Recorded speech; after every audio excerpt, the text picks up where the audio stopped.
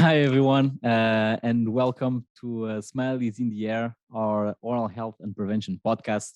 I'm Celso da Costa, and with us today we have Claire Louise Berry.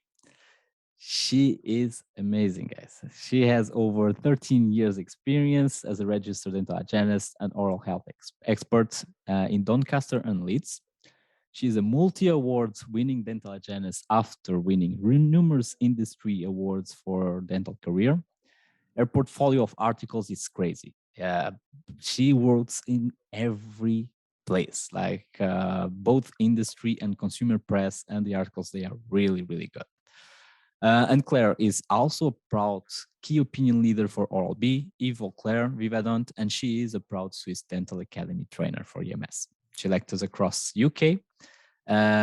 Also a dental influencer, we need to say that, Claire, because you wrote your blog and you have quite an influence in the dentistry world in the UK. And you co-founded the Contemporary Hygienists with Faye Donald, a nationwide study club for contemporary clinicians across the UK, a big, big network. So welcome, Claire.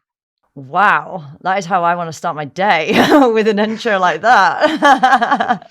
I told you, I do my job. I always look a little bit up with whom I'm talking with you with, but with you was different. With you, I am quite a fan. Do you know that? I told you last time that we met in London too, and I really think you are like a force of nature. You don't stop, and this is crazy. But how you came to dentistry? How did you start your career in dentistry? Okay, yeah. So I was in the army. So when my career started, I was actually in the intelligence corps in the armed forces in the UK.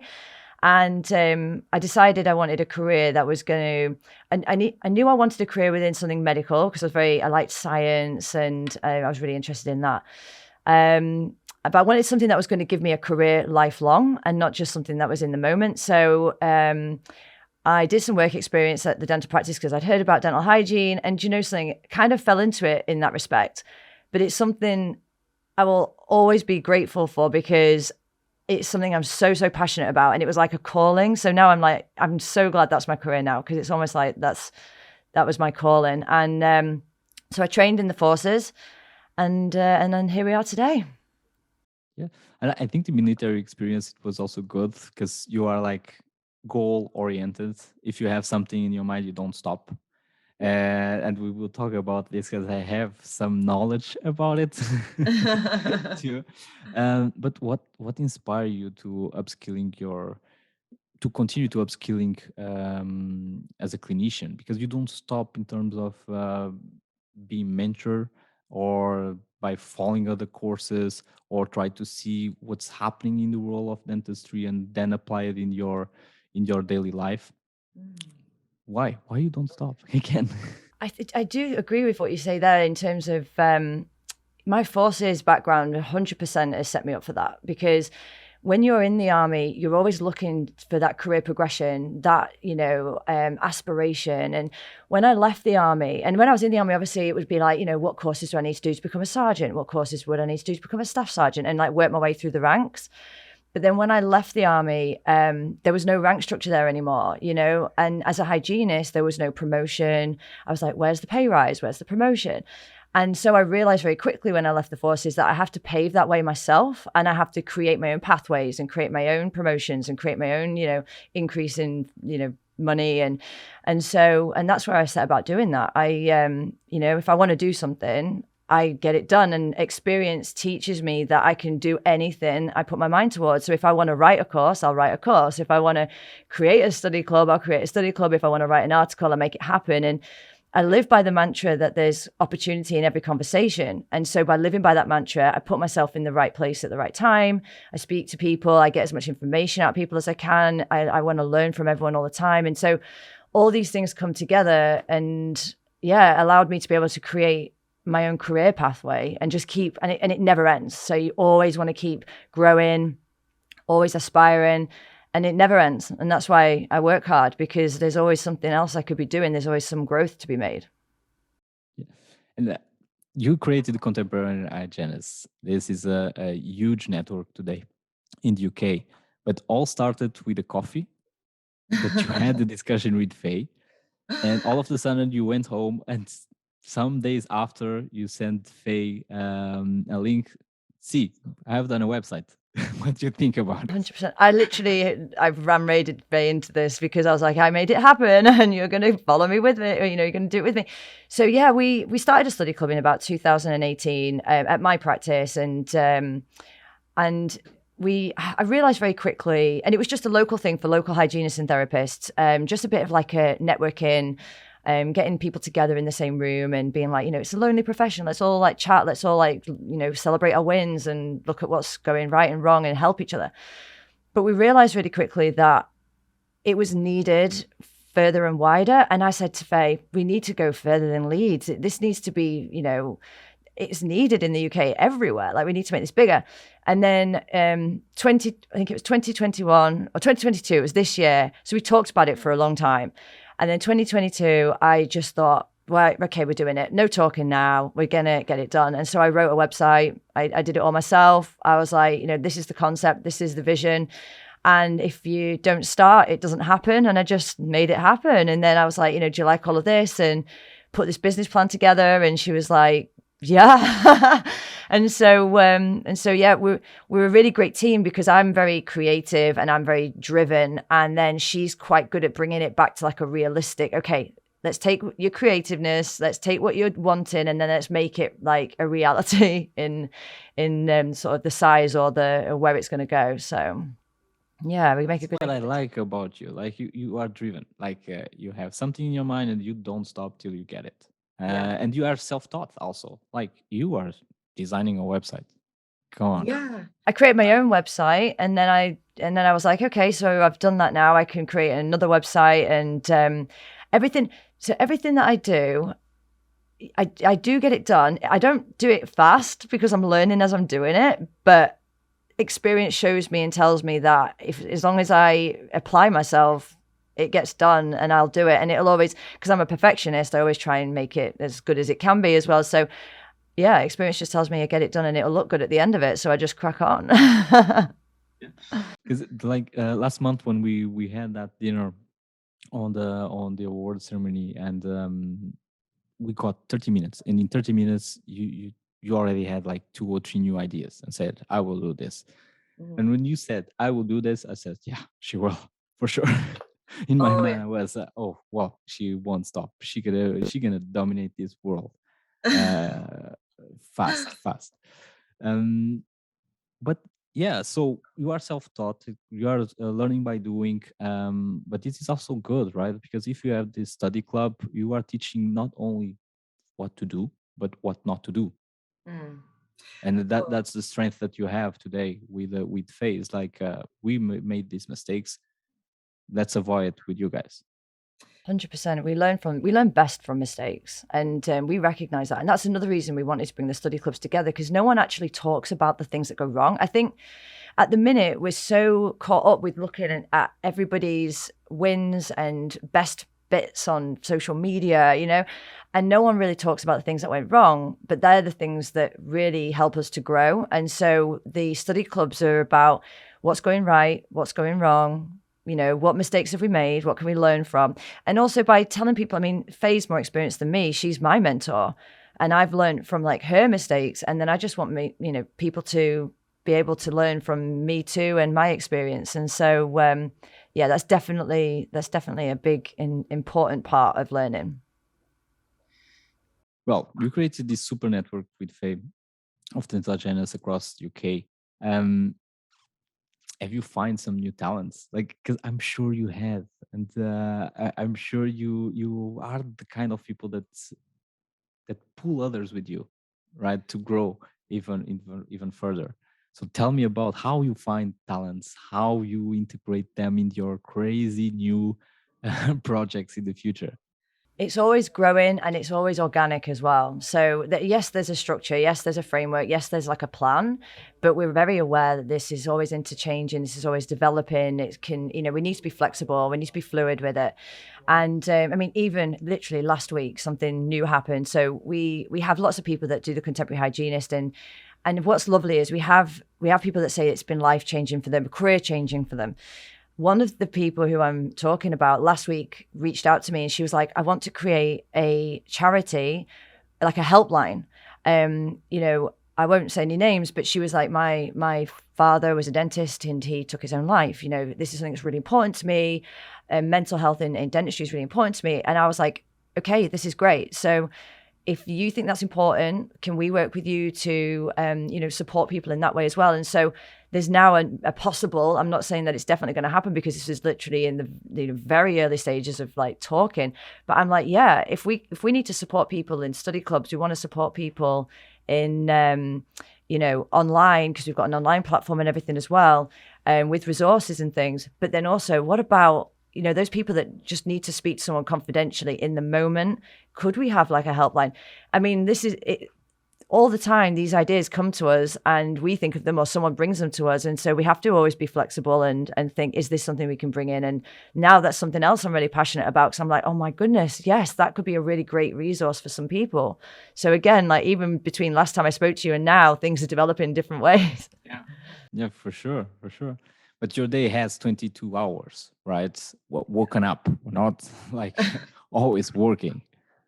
It's always on my mind. It's always on my mind. And my mind works very, if I had my own way and Faye didn't bring me back down to earth on a regular basis, like I have so many ideas all the time and I have to write them down and I could run with them. But the problem is I could run, my downfall is I could run with new things all the time. And then I need to remember I have to keep completing the other stuff as well, because I try and complete that stuff at the same time as going in with the new stuff.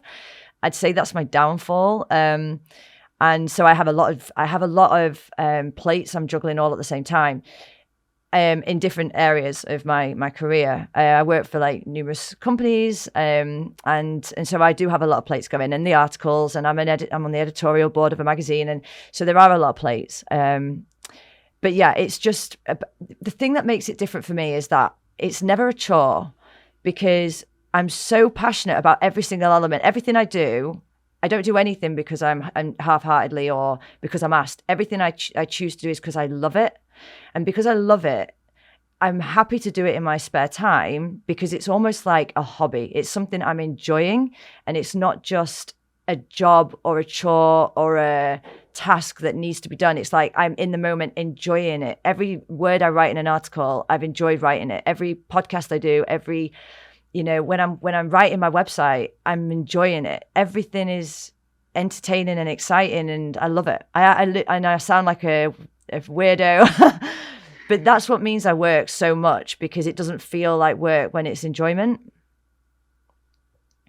That's why I like this podcast, because everyone that we invite here to be as guests is because they are quite remarkable. And I think there's a thin line when you really love your job that you convert your job to a hobby, because I do the same. So I understand you, and I always would like to do even more. So that's why I don't sleep too much, because I really want to achieve everything. The only thing that we need to be careful is, like you said, and really well done, is you want to start a new project, but you cannot stop the other ones that they are already running, and you need to maintain these projects. That's why you will bring new people to maintain these programs and to help you. And you understood that. That's why you mounted the Contemporary Hygienist with Faye Donald, because you really wanted someone to back you up, and someone that it was more down to earth, even if Faye is always like a atomic bomb. She always like doing something. But you too. So how you merge this? I know that you are more creative, Faye more down to earth, but how you manage to keep the other projects ongoing, knowing that they are vital now for your future too. Mm-hmm. We make a really great tag team. So we're both clinical, like 4, 5, sometimes 6 days a week. So we are also working almost full time as well, as doing all of this. So for example, we have a monthly column. So one month I write it, the next month Faye writes it. So we're very strict with that. When we started working together, one of the things that I think, obviously, when you're in business with someone, there's no point having two people the same in business, because if both of us were procrastinators, or if both of us were people who were creative but then moved on to the next thing because they just got excited and never finished anything, then that's just not good business sense. So in order to go into business, we had to have these qualities that meant that in what I lacked, she picked up, and then what she liked, I picked up. And we just kind of fell into that really organically and easily because of our personality types. So, and she's exactly the same. So everything she does is with passion and with love, and it's like a hobby. And we, honestly, if you heard me and Faye speaking, we could spend hours talking about this stuff. And we have a meeting every Monday in the car. We do a lot of car meetings because we don't have time to meet up with each other. So it's about also being quite resourceful in that way, taking your time as and when you can, doing what you can in the time you have. So it's like car meetings, and our car meetings are like, we literally are on fire by the time we get to work. We say we should do it every morning, because by the time we get to work, we're like just buzzing for the day. So that's how we make things work between us. Yeah, she picks up what I probably am not good at, and then I pick up what she's not good at, and then in the things that we're both good at, we tag team to make sure it gets done on time. That's great. If you had one advice for the future dental hygienists, and even for the ones that are already ongoing, so let's say it, what would it be? So for me, we really want to push the profession, and always be open to new ideas, new technologies, new ways of thinking. If I didn't do that, if I stuck to my original way of being taught, like back in 2009, I wouldn't. So I nearly left dentistry because of that. Because at the time I was like, I know how I want to treat perio. I know how I want to treat my patients. I just don't know how to make the practice allow me to be able to work in that way. And I actually went. So the reason why me and Faye worked together, how it all actually started is I went on Faye's course and GBT course, and this is totally organic. You've not asked me this, so you don't even know what I'm about to say right now. And I was going to leave dentistry. And I was like, this is how I want to work. This is how I should be treating my patients. And I have to make this happen. So another thing I'm really big with is investing in your business, investing in yourself. So if you're a self-employed hygienist, you own a business. You're a business owner. And so I was like, I want to invest in my equipment. I want to invest in my business. And I want to be able to go to any practice, and this is the way that I'm working. And if I want to do that, then it's me that has to make that happen. It's down to me. So I made it happen. And then the rest is history, because eventually years down the line, that's when I got asked to be an SDA trainer. And that's how me and Faye ended up working together, because after that, I was like, you've changed my career. If it wasn't for you and going on your course and investing in my business and seeing my hygiene career in a different way, then I wouldn't be doing this today. And my life has changed because I'm so happy in my career. And really what the contemporary hygienist is getting people to love their career. I want people to love their career the way that I do. And I see so many people not loving their career and being downtrodden and feeling like they're not in control. And I want people to know that be open to new technologies, be open to new ideas, go on the courses and invest in your business. And if you work the way you want to work, be autonomous. That's what the contemporary hygienist is all about, being autonomous, and you will love what you do. And I want everyone to feel the way that I do about my job. Wow. And you will. You are already, but you will even further, because like you put a smile in my face when you talk about this. Like, so it was really, really nice. I think it was a good question. Yeah. Because you just put a smile in my face. Claire, honestly, I don't know how to say this, but I was super motivated by you when we met in London, but even further when I first met you in person in Dublin, because you got in this on the ESDH, and you got there and you start immediately working without asking anything to anyone. And you just went to people and explained what guided biofilm therapy was, and you were just in the zone. And I got to the booth and I asked Ari, like, wow, she's been here 20 minutes, and she's already like this.